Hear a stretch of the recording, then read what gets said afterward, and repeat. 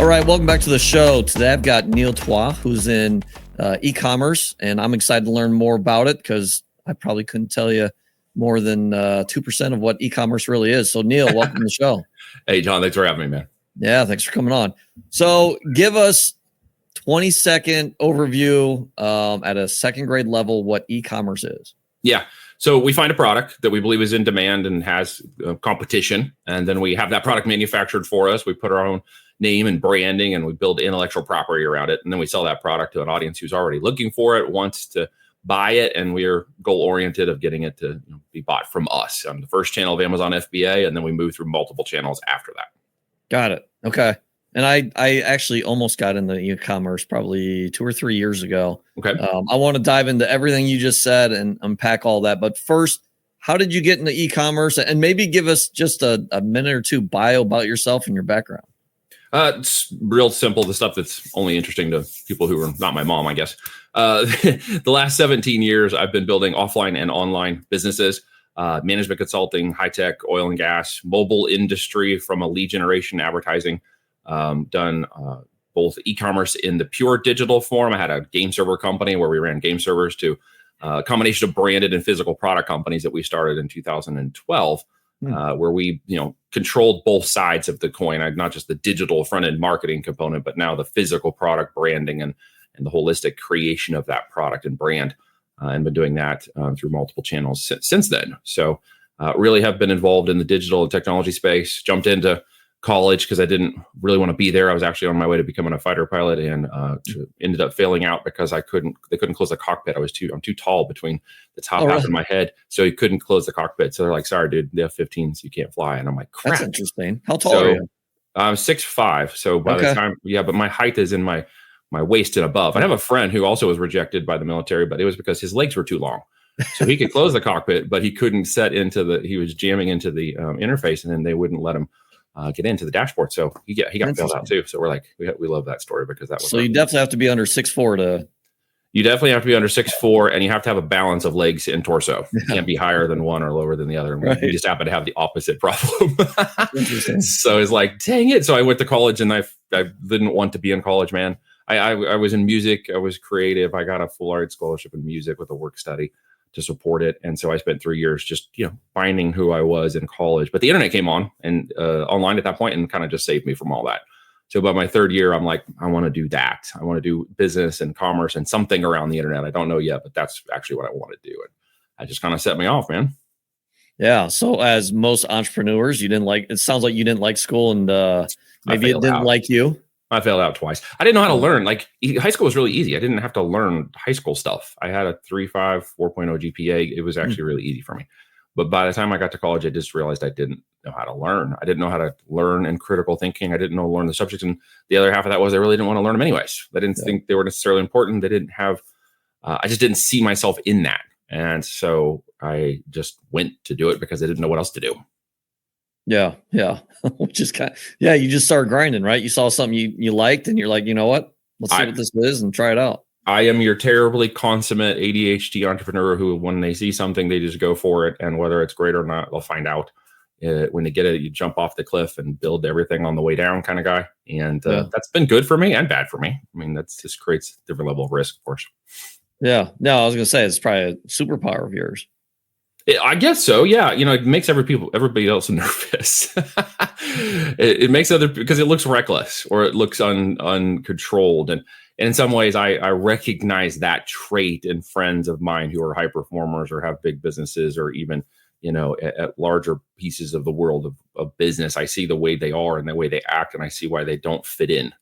And then I can see why it's easy to pick on them personally or professionally or whatever, because they just don't have the things. They are easy to like, well, they don't have a college degree, or, they don't speak the way we do. And they're always telling us that what we do is wrong and blah, blah, blah, blah, blah. And it really just gets down to the fact that we aren't in the same hemisphere of brain. We just don't think the same way. And it makes other people nervous. Yeah, no, for sure. When do you think you realized that about yourself? When I failed for the first time in a really big way. I jokingly say I could fill this room with the list of failures that I have, and you'd have to dig through it to find the wins. But the wins are good, and the wins have been great. But there's a whole lot of other failure behind that. And, so some people look like baggage. To me, it just looks like part of the trail.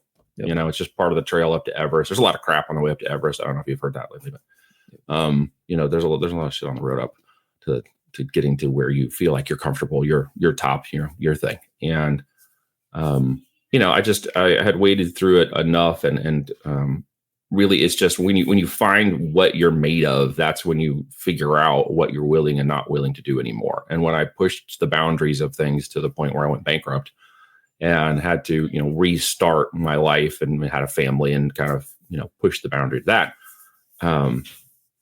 it was really kind of like, wow, that, there's a boundary.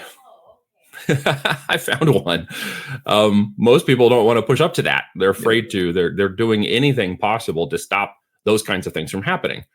And I didn't realize that I wasn't doing that until I hit it. And then when I hit it, I'm like, oh, there's a wall. And then I bounced off that and kept going another direction. Yeah, which is interesting. And you hit on it. Most people, and I think we probably have a lot of listeners that are, want to be entrepreneurs or get into some type of side hustle or something outside of their 9-to-5, but they just, as a society, we're not taught to do that, right? We go to school to become employees. We're not taught to, well, in a nice way, we're not taught to think constructively. Right. We're not taught to think critically. We're told to not buck the system, that there are rules. That's why I like The Matrix, right? I like that movie, and it really set, I saw that and I thought of it, and it still wears on me today how much that fits into the idea that so many people live in a matrix of their mind. They literally do. And they set the boundaries by which they won't do things. They set the boundaries by which they will do things. And because of that, they've created an environment around themselves that no one else created for them. Yeah. They're living in this place of their mind. Well, I can't risk that. I can't do that. He said I couldn't do that. She said I couldn't do that. Well, what if happens if this? What happens if this happens? What if this happens? Well, you can what if yourself, until you're blue in the face, and you're still not going to know the answer because you haven't tried it. You haven't even given it a shot. Your fear has stopped you from trying to even succeed. So you failed because you didn't start. And I have a lot of people I know who are in that space and in that mind, and they want a perfect route to the end. And if you're involved or I'm involved, then they want you to make sure it's a perfect route to the end. Well, there's no guarantees, man. There's no guarantees. Literally, there's a guarantee that you'll either win or fail. So flip the coin, and it's a bet. But you should be betting on yourself. And I think there's where in the real answer to this whole question lies. It's a lack of confidence in my ability to overcome the fear and rejection and challenges I will face if I set off on this journey. Why? Because it's usually the closest relationships to you will be the most critical of anything you do. And until you're actually winning and doing something great, will they not change their perspective? And then they want you to come, do it with them or help them or figure it out. And you're like, that was great, but that was like 3 miles ago, dude. Yeah. That was like 3 miles ago. It really is true that a lot of these memes we watch out here are actually just, laughter in motion, because 80% of every joke is a truth. And it really is true. That's why they're funny for those who get it. They get it. When that bankruptcy went down and the thing failed, and the only person who actually stood by me was my wife. We lost family and friends who didn't want to be a part of us. They thought we were too risky. They decided to distance themselves from us. They thought we were liabilities. Only do you find your real true and family and friends. And I think that's what I didn't want to discover. I think a lot of people are truly afraid of that. At the end of the day, they're going to discover the people they think are their friends and family and truly would stand by their side are not going to stand by them at all when the time comes for them to ask, can I sleep on your couch? It's interesting. I don't know if I've thought of it that way. And you brought up a good point of confidence being a thing. And I love talking about this stuff because it intrigues me on why some people, kind of the matrix thing, the red or blue pill, right? Yep. It intrigues me why some people kind of break out and some don't. And a lot of guess that, what's that? I'll tell you exactly why. You remember the scene where the spoon bends? Yeah. I believe there is no spoon. And those who are still hung up still believe there's a spoon. You see, the difference is I see it now very differently than I used to. I would argue, well, there's the spoon. It's silver. It exists. There's no way that you can change that. But the actuality is, in life and business, there's a creativity of flow. It's all changeable. There are guidelines. There are rules way out here that you can't break, but most everything is a guideline. And what people don't realize is that the business of doing things is creative. It's flow. And again, the confidence they have in understanding that or wanting to learn it comes down to their, willingness or ability to learn what they know or don't know, or invest in what they know and don't know, and then feel the fear and do it anyways. Yeah. Yeah. No, that's really good. Trying to process that as you said that. That's really good. So back to the confidence thing. It's interesting because a lot of people we have on seems like they were, a lot of them are former athletes, high level athletes, right? Whether it's college or semi-professional or whatever, and they built their confidence off that. It sounds like for you, it was more, you can take on risk easier, but do you think there was some confidence level in that too? Oh, absolutely. There was a confidence that I was betting on myself when all things got down to the bottom and you find out who you really are. Why did you believe in yourself back then, though? What happened? Why do you think you believe? That wasn't the first of my failures. It wasn't the first of finding out who I am and what I'm capable of doing and what I'm willing to do.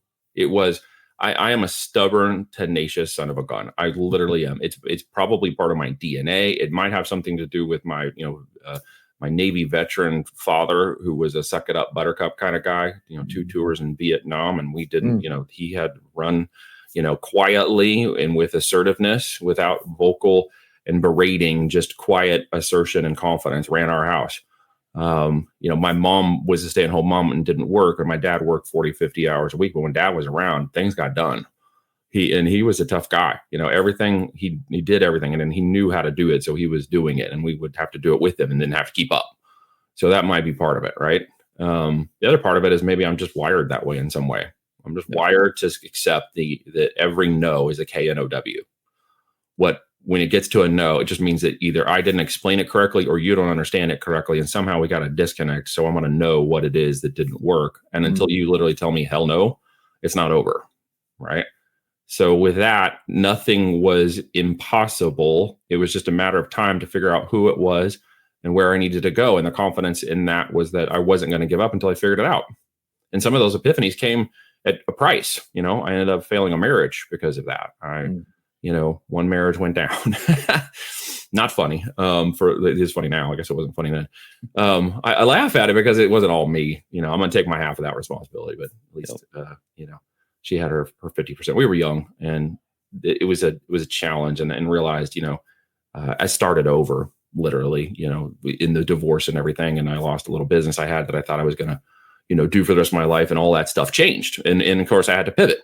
And I had to, regain confidence in myself and my life and what I was doing, because I'd lost myself in that relationship. And when it all crashed, I'm like, now what? Like crap.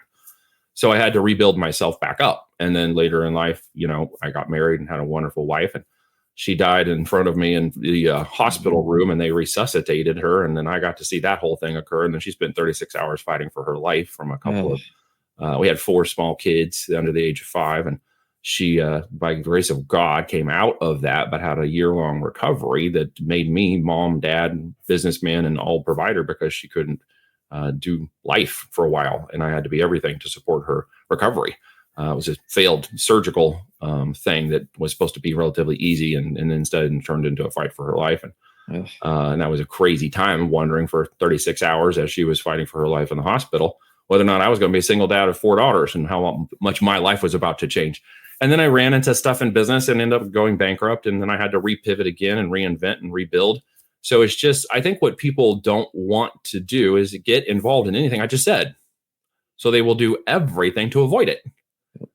Right? They will do everything to avoid it. So they will cling, and they will hold, and they will hoard, and they will not reciprocate, and they will not help, and they will not put themselves out there, and they will not, be willing to do the things to risk. And this is any business model we're talking about at the end of the day. While mine ended up being, because of my path, physical products and private label branded, companies, it could have just as easily been something else. But I was in the process of searching for that during all of this time. And I found that, I was better at some things and really bad at others, and just kept trying to get closer to the things I was good at and try to stay in them and try to keep other people from taking me off of that path. Right. because that's really easy to do when you start listening to the world. And so I just kept pushing through that and working through those issues and rebuilding and just got really good, I guess, at the coping mechanisms of dealing with life and the challenges without the fear. And so I still continue that. And what it's done is it's actually pulled people who are the right people in with me. Like I met a man in 2012, his name's Reed Larson, and he is he went to college, did the track. He's been kind of a serial entrepreneur, but he's very, detail oriented. That's why he's our chief operations officer and my co-founder, but he's also the CFO because he sees the rules and he likes them and he understands and feels comfortable in those boundaries and this kind of stuff. And so together we end up being a whole brain. So I get to push him to do things and jump off cliffs. And he's like, no, let's hold back. And I get to listen to that. And he's kind of a boundary for me that creates that stability. And turns out my wife, who I've been married to for 17 years, is the same way. Those are people who've surrounded me, supported me, and let me be who I am. They haven't tried to hold me back. They haven't tried to change me. They have just tried to figure out how to adapt and do what they're good at and make it work. And for that reason, we've been together for a long time, coming up on 12 years as a business partner with him. We've gone through a lot together. You just have to find some of those people in your life, if you can't, you got to get a mentor or a coach, you get somebody to support you in that way. It will help you discover where your level of confidence is in yourself and your ability and your willingness. So when you go tackle something, you're like, I'm 100% into this, right? There is no fail. There is only fail up. There is only fail forward. There's only continuation. I will keep doing it until I figure out how to make it work for me, right? And then I'll figure out if I should stay there or if I should pivot again. And I just, life has been a series of pivots. Yeah, for sure. Yeah, that's a wild story. So your wife is good now? Thank God she is. Yeah, she did a long recovery, and she still has quite a few lingering long-term issues due to that that she's dealt with. But it's also helped us in the health and wellness of our children and finding out some of the issues along the way that led to the complications she had have been life-changing for us in terms of eating and health and wellness and the stuff that we do. Has been a dramatic change in the ability to operate our lives. And thank you, sir. And so that is one of the things that has led us to kind of where we are. We live on 50 acres in the country now. And with that, we've created a different lifestyle. We've, revolved our kids in around us. So my 4 daughters are homeschooled. They're here every day. They're starting school this morning in the next room. And we get to be a part of a family and a life in a unit because that was part of all of that struggle, was to realize that I had inverted my life goals. And I think a lot of people maybe listening to this think profits and money and business building, it all just comes. You start your company in 5 years, you sell it for $1 billion and, all is well. No, if that's your expectation, go get a job, right? If you want to get a higher risk, higher reward opportunity, go start a company, right? If you want the benefit of building something that you can look back and say, hey, I did that, start a company. If you want to just be part of a group and you don't have that risk level, then go, be a self-entrepreneur, an individual entrepreneur, or go be in a corporation. But if you want to put purpose and value first above profits, then you should understand that there's a frequency that you have to operate in order to resonate with the other people of that level. Because as you get up in business, the pyramid goes farther and farther to the top, and it gets closer and tighter, and the relationships get closer and harder to break into. And the only way you get into them is who you know to get you in there and what you know to keep you there. So if you don't have the results and you really aren't the person, you will be exposed. And those relationships take a lot of time to build up. And they're very easy to break if you're not careful. And you just have to keep building up to that. So, I now built what we call a lifestyle by design. And in 17 years, I live exactly how I want to live. I don't take vacations from my life because my life feels like an ongoing vacation. I don't try to escape the world I'm in because I live in the world I wanted to create.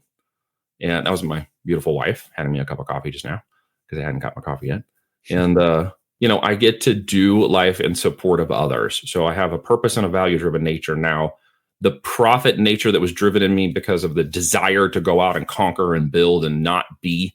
And this is going to sound really horrible because I actually deeply love the man. And at 82 now, he's just a soft, cuddly teddy bear that comes and hangs around my daughters. But it was a driven desire to not end up like him. Not end up in a 40, 50 hour week where I only saw him on third shift. And that was between getting up in the morning or going to bed at night. And I saw him on the weekends, but he really wasn't there. And when I did see him, he was a tough guy. So he built tough character and belief into me, but he also built a shell of somebody who didn't have a lot of empathy and compassion built into him. And for that, I couldn't give to other people. I couldn't help other people. I wasn't willing to support other people because it was all about me, right? Hence the broken marriage, hence the troubles that I run into. And, God has a sense of irony. If people don't understand, he loves to laugh and enjoys a humor. That's why he gave me 4 daughters. Right? I know why he did it, because it forces me out of my comfort zone. Every day, it forces me to stop and think, what do these precious girls need from me today? Yeah. Who can I be for them? What can I be for them? How can I support them? How can I help them become, women who are mature in life and love, in my world, love the Lord and want to go and extol the values of that and be a part of, humanity and help others and put out what they can and support them in that nature. And that's very different than the guy who, if he had boys, would be a very different person. I don't know if that makes any sense in the way I'm saying that. Well, and two, you have the time freedom and the mental capacity to think about those things, right? Yeah. Most people that are, and entrepreneurs included, but a lot of employees that are working 40, 60 hours a week, they come home, they're zombie mode, right? They do. They want to zone out. Yeah, they just want to zone out. And it sounds like you're talking about your dad. And, my parents went through the same thing. And, I was working a 9 to 5 up until 5 years ago, 6 years ago, whatever it was.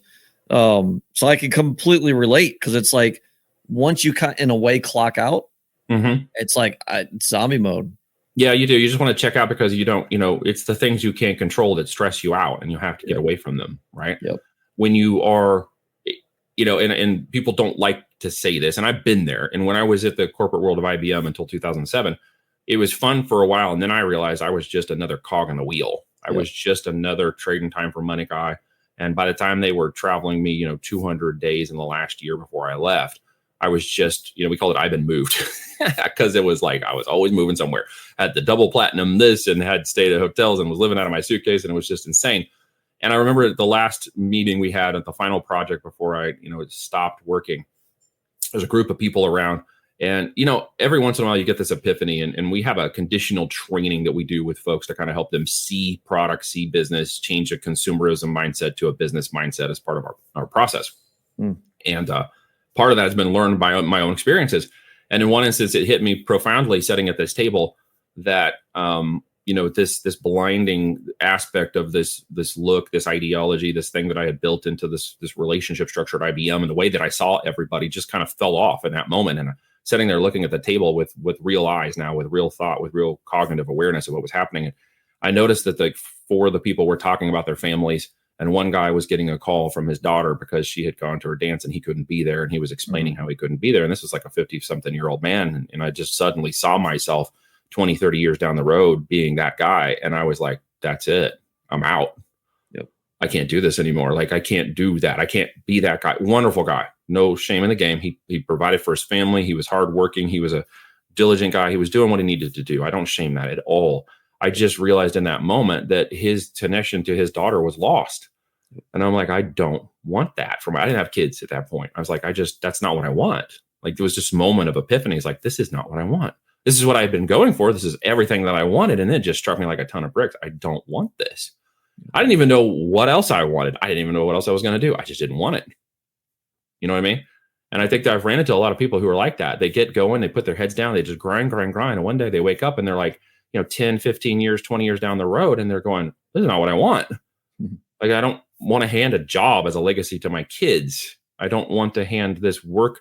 There's a work ethic, but I don't want it to be handed in this way to my family. It's not, the legacy has gone past the money and has gone into the influence and the relationship level. It's gone to a personal level, right? They may have been successful. They're doing 3, 4, 500,000 a year and making money or whatever. And, they have the family and they have things, but they just realized that they keep compromising life. Yep. And they're like, they get to the point that I'm just compromising over and over again. And suddenly something hits them. Could be a conversation from their family, could be a call from their daughter, could be something they missed in their son's soccer game again. And they're like, you know what, this can't work. You don't control your schedule. So high risk, high reward comes with opportunities. And one of them is I control my schedule, right? Like, if I decided I didn't want to do this podcast today, no offense, John, but I would have just told Nicole, like, let's do it another day. Yep. Because I can do that. Yep. And that is part of one of what I call my 5 Fs. So when you get to the purpose and value of anything, and you're going to extol it into profits, there are more, and everybody hears the word profit and immediately goes to money. And that's a conditional training of our, Vanity Fair culture lifestyle we live in. But it isn't always about the money. The money is a byproduct of a good service, a good work, a good business, a good brand, a good support of people, and allowing other people to be successful. Money is a byproduct of that activity. It's a byproduct of that. It's a transactional arrangement. And money can come as a transactional arrangement when you recognize what money actually is. It's a tool. Okay. You don't hoard tools. Tools are meant to be used to build. They break. You buy more tools. You get more tools. People have to stop thinking in terms of tools being hoarded, and money is an actual tool. It's a tool that creates a transactionary medium between any exchange, right?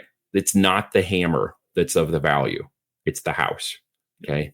You can go and find 10 different hammers. You can go find different drills and use those to build the house. But it's the house that's actually the value. And everybody focuses on the tools. They don't focus on the house. You see where I'm going with this?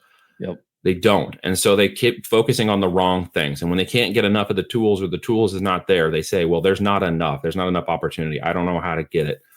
Be resourceful if you don't have the resources, right? Be ingenuitive. Figure it out. You're not going to know unless you get out there and start swinging a hammer, right? You don't know unless you're going to try and execute. You want to get to experience, you want the business, and you want the wisdom, then you have to start executing something. You have to get off the couch and move.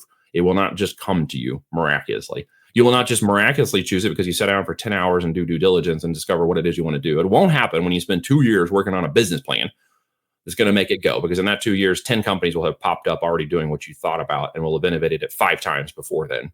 And you'll be out of the market, because that's how fast things work now in business, especially with AI and other stuff coming in. In the e-commerce world, it's no different. When we launch brands and we do things, we move quickly. We move quickly with the purpose to validate, optimize, create revenue, and from revenue, optimize into profits. So we will move quickly through the product analysis part. We've built tools and systems of AI to make it go faster and easier to validate the data, validate the market. We use agents to do that now. And we don't even use focus groups of people anymore, because the agents have become so accurate that we no longer need the focus groups. It's crazy and it's fun and it's scary all at the same time. But we can develop these product lines and we can test extremely fast and get the market to tell us exactly what it wants. We know exactly how to give it more of that.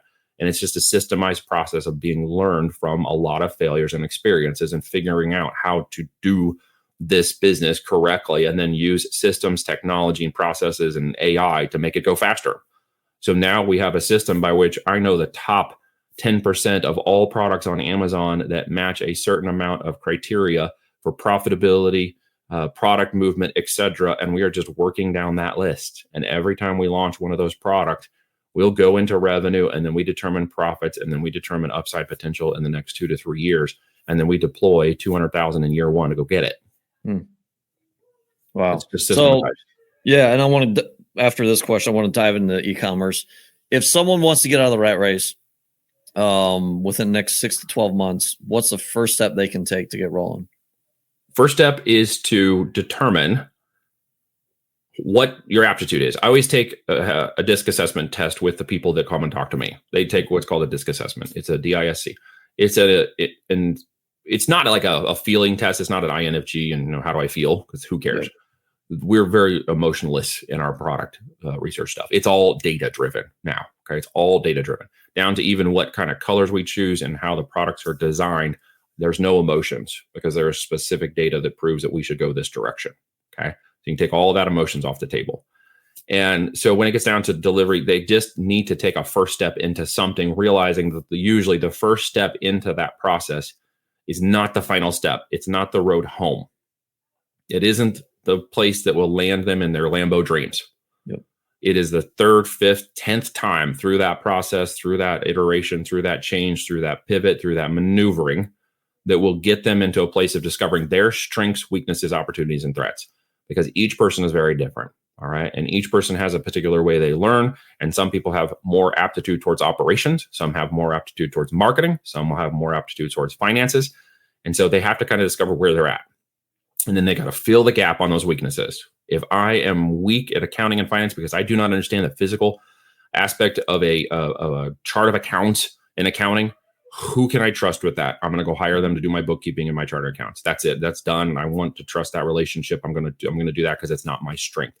My strength, and is this. And a lot of people don't know that. It took me 3 years after leaving IBM to deprogram from the world of corporatocracy to discovering what it is I was actually good at and what I could do well. And then it was a little bit of a challenge for me at that point to figure out who could I trust in those other relationships. Well, that's one of the things I bridge now with people that work with us, because I've spent the better part of 17 years failing up and down through all the people I trust and don't trust in business. From the relationships, the manufacturing, the people who do the graphics, every component of this business now I have very locked in for the people I know do the work, do it well. And I've kissed the frogs and fired the wrong people and hired the right ones time and time again. So the effect is you've got to get out with and get started in something.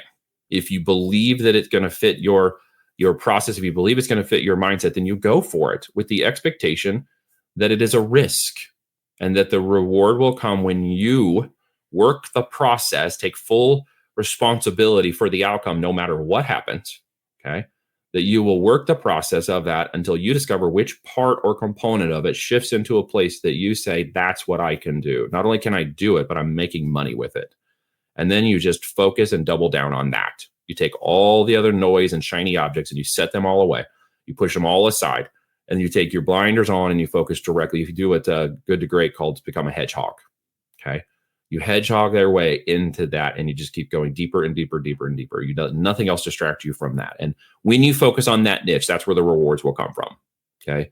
When you focus on, say, that product or that service or that business you're in, it could be, hey, I want to go be an HVAC technician and I'm done doing this crap and I want to get certified and go out and do that. Okay. So I'm going to hedge on that until I find a company that I can buy and expand into later on. Right. Once I learn the business and understand the business and I maybe mentor and shadow the owner. And I was like, oh, well, I could do what Bob's doing. It's not that complicated after all. How did Bob even get here? A lot of times I found myself asking that question of people in companies that I've gotten deep into and like, wow, how did these people actually get here?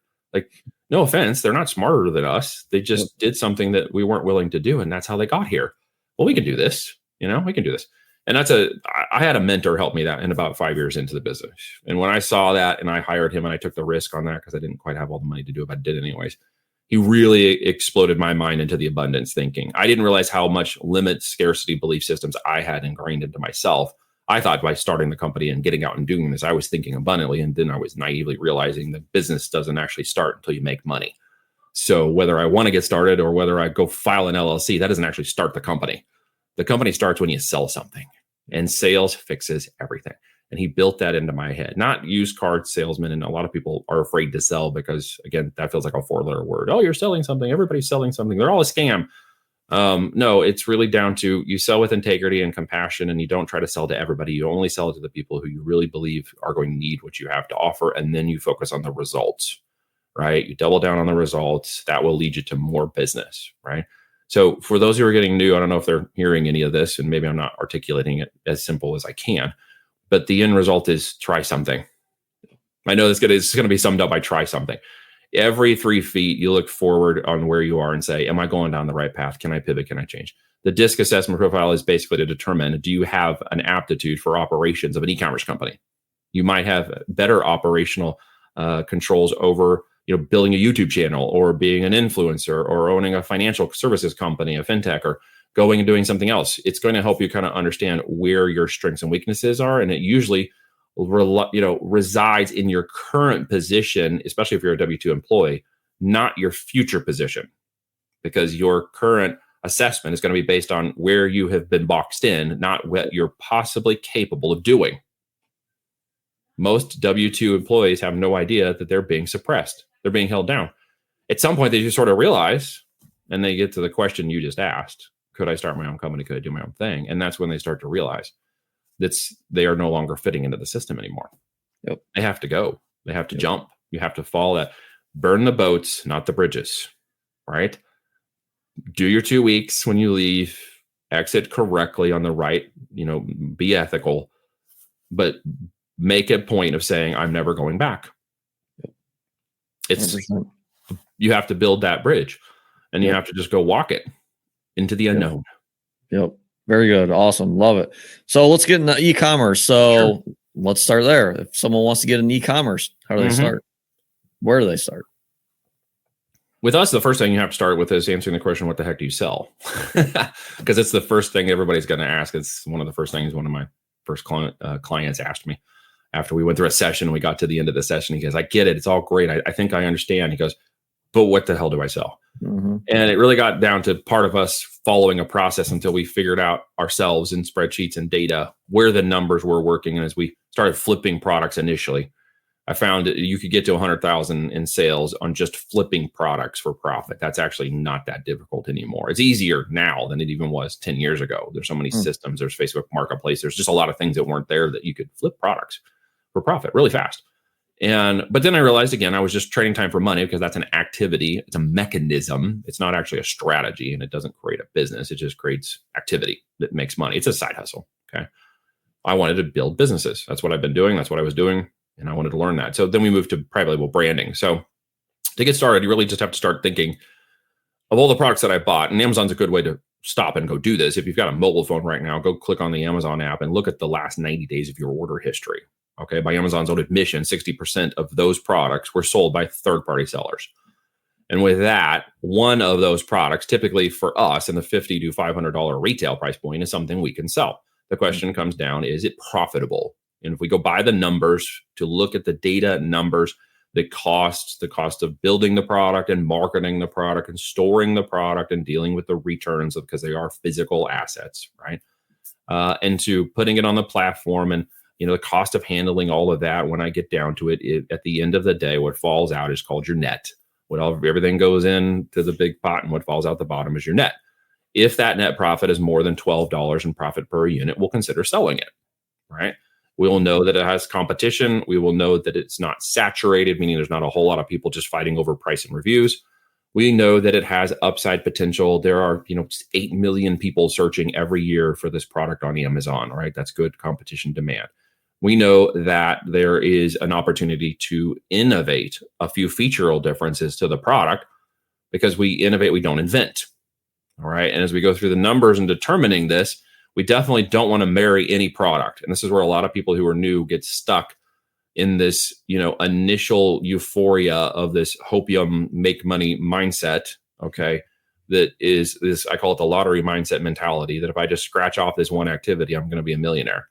And that's not how business works. Okay. It's a series of failures until you find your wins. And in the wins, you discover them because you found one of the failures was starting to work and you didn't know why until you figured out why it's working. And then you just did more of that again. And then you start to learn, oh, here's what I was doing wrong. My first my first campaigns in the marketing world before I started launching the products, I did 299 campaigns that failed. It was the 300th campaign that actually took off. And it started making me like $50 in profit a day. And I was like, holy crap, this works. I can do this.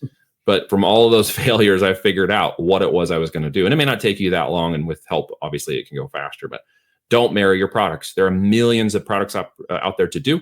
And there are millions of ways to innovate existing products. Invention is something we're caught up with in our society to believe I need to be Elon Musk, or I need to go on Shark Tank, or I have to have this really cool, the movies have sort of messed with our brains. It's the, if you build it, they will come kind of nonsense. I think we got caught up in that idea. And it gets down to, is there a market for this product? Is there demand for it already? And can I get someone to buy my product in demand? And if I show up with enough products right out of the gate and say, hey, here's my bag of wares, here's my bag of widgets, which one of these do you like? Do you like the black one, the green one, the 24 ounce, the 16 ounce? Do you like this one with the lid, the one without the lid? The market will look at it and tell me exactly, oh, I wanted the black one with the long straw in this lid. Great. Here's 1,000 more units of the black. Here, let's see how fast I can sell that one now. That's why there's 250,000 SKUs in Walmart, but less than 20% of them sell $486 billion a year. So people need to remember that selling products is a process. It's not a one-hit wonder. It's a process. We have it called the 5x5 product launch process. We will launch 5 products in the market, okay, because law of averages. And out of that 5 products, 1 to 2 of them will start to take off. From there, we should understand why those products were moving from the data that we had already done in the process of asking the question, what the heck do I sell? And then we'll simply follow the data. 1 or 2 of them take off.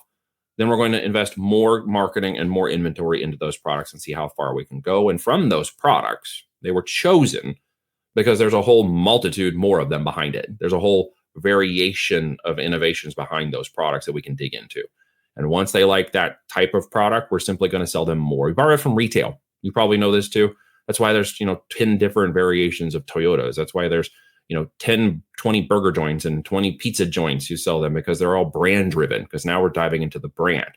That's why that Apple sells you the iWatch and the iPhone and the iPad and the iMac, and then your family has one of those, and then your wife's got one, and then your kids get one. Pretty soon you got 20 devices from Apple in your house. We do the same thing. Once we determine what the people want, we give them more of the same and different packaging.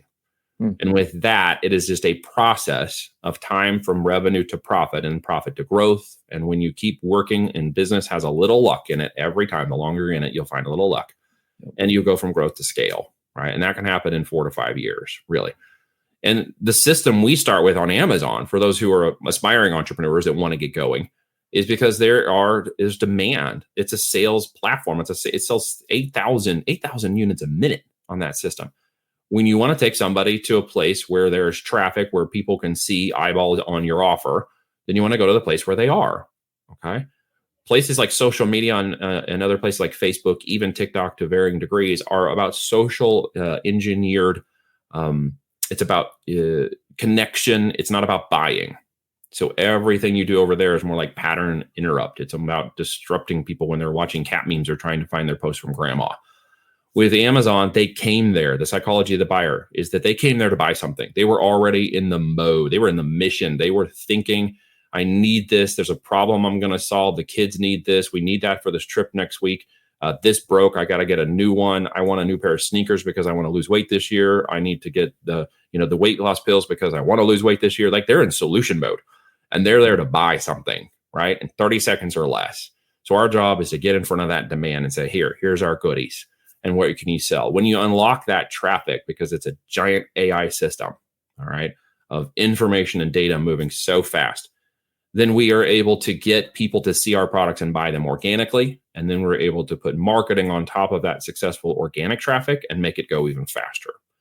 So with that engine, this filing system the data has put in place of Amazon, it is a great place to take brand new products, incubate them inside of that system, and determine, did I figure out what the heck to sell? And from there, expand on that successfully in Amazon enough that I can then take it out to, say, my own website on Shopify. I could take it out and drive more creation of demand on TikTok. I could even go solicit retail. I can do other things to drive more sales channels, because I've proven it on the largest platform in America that does like 49% of e-commerce online. I've proven it in the biggest marketplace. You can hate on Amazon all you want, and boy, I do at times, because they can be jerks. I'm no Amazon fanboy.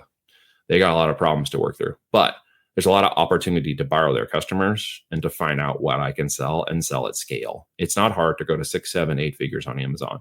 What's difficult is making it profitable, which is when we get into the fundamentals of business and making sure you understand the profits. Yeah.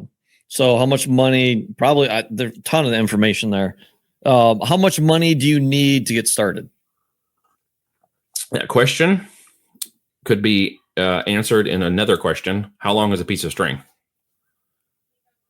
Right. Well, depends. However long you cut it. Yeah. So I don't mean to be trite, but the answer is if I say a number, it's going to get stuck in people's brains. And if it goes $1 over, they're going to say, well, this whole thing is a scam. It's a failure.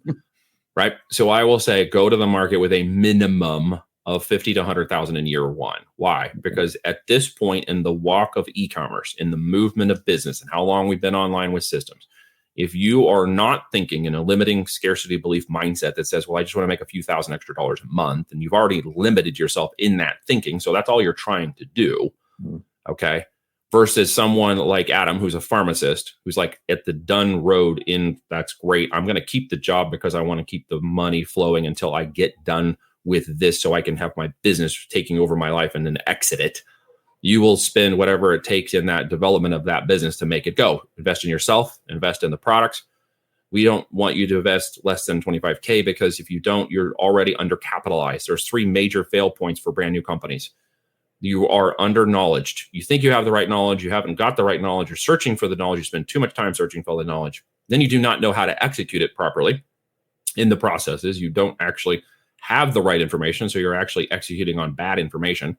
And the third is you're undercapitalized. You started with a lot less capital than you think you need, which forces the other components of time to bring scarcity, desperation, and bad decision-making into the process, because you haven't given yourself enough time to figure it out. You haven't given yourself time to work it out.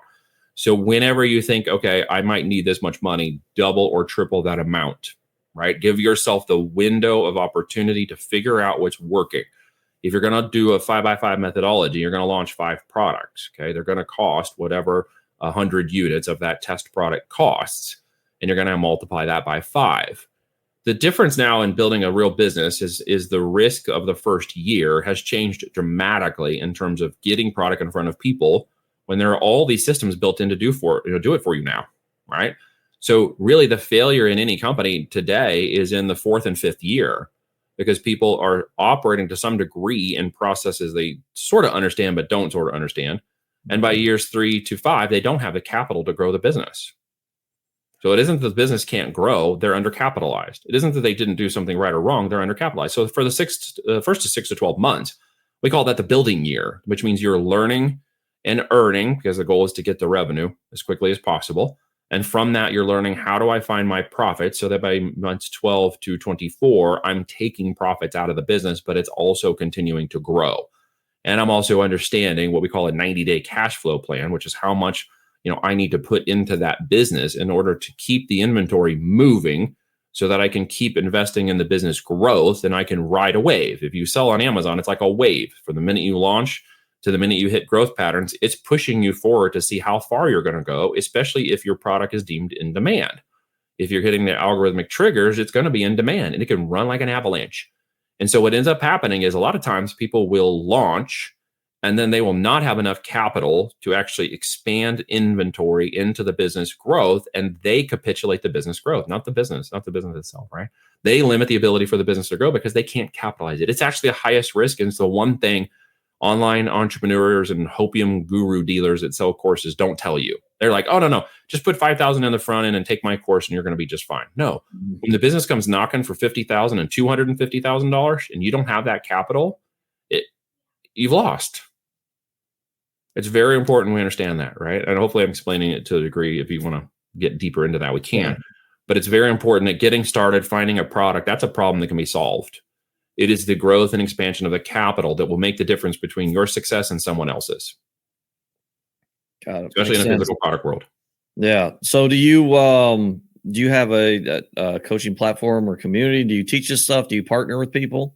Yes, on a small basis, I coach one-on-one with 5 of my existing CEO operators who were trained, those who came through and were coached and trained by my partner and I to build successful 6, 7, 8-figure companies. We made a hand raise about 2 years ago inside of we have a little mastermind. In 2019, I started that, and there's only 275 or so people who've come through since then. So it's been very small, very elite. I choose who works, and everybody gets interviewed to make sure they can understand how fast we're going to go. The goal there is to build up operators. So I raised a hand up and I said, who wants to become an operator? I got companies, I got joint ventures, we got businesses we're buying. Who wants to work with us?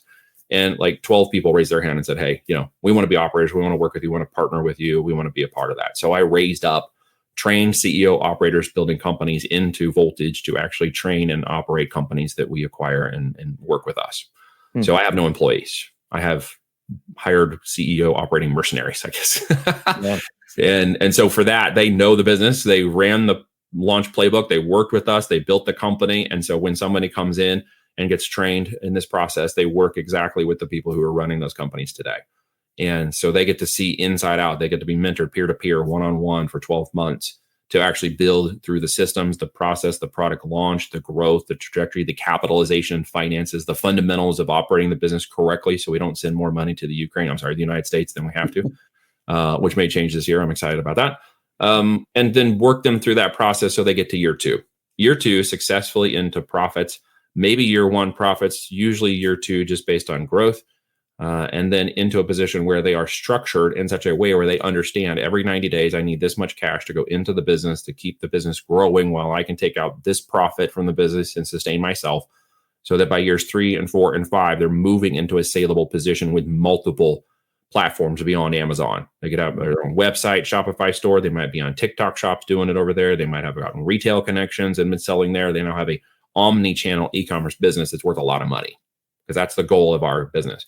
And for Voltage, what's in it for me at the end of the day, when I select the operators that we choose to work with, it is to get them to a position that they create a saleable asset, because that's what I buy.